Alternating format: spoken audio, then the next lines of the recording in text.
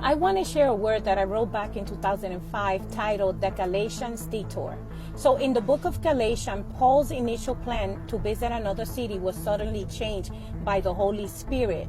Paul's first intention was to visit Ephesus, but he was geared towards Galatia. Some scholars believe that it was due because of his illness. Others believe it was a divine intervention of the Holy Spirit.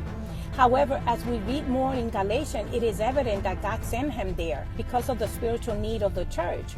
Paul had visited the city of Galatia on his first missionary trip, and this would have been his second missionary trip to Galatia. The Galatians were comprised primarily of Gentiles who in the past once served idols or other gods.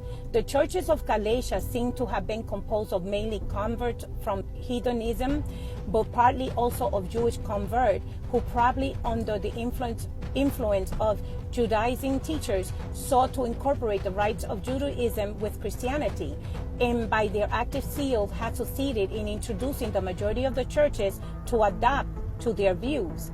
According to Galatians 4:8, formerly when you did not know God, you were slaves to those who by nature are not God.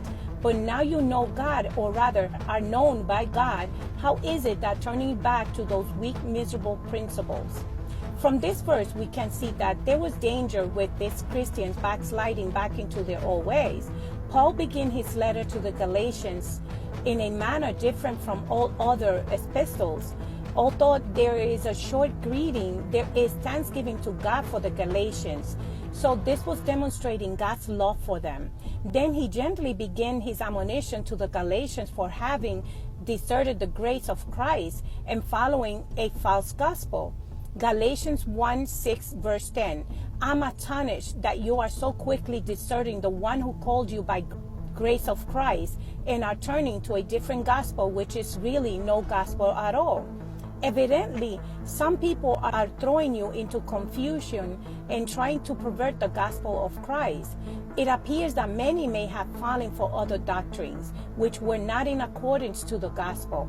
We see that there is a sense of urgency coming from Paul to defend the gospel, which was at stake. Secondly, Paul defended his calling and explained how it was a divine revelation by God, not by men.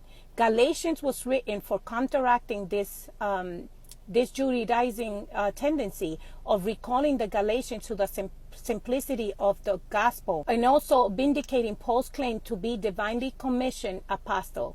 In short, he also proves against to the Jew that men are justified by faith without works of the law of Moses. He emphasized that justification is not obtained by either works of morality or rites or ceremonies, but through divine appointment, and that it is a gift, proceeding entirely from the mercy of God to those who accept it by faith in Jesus Christ.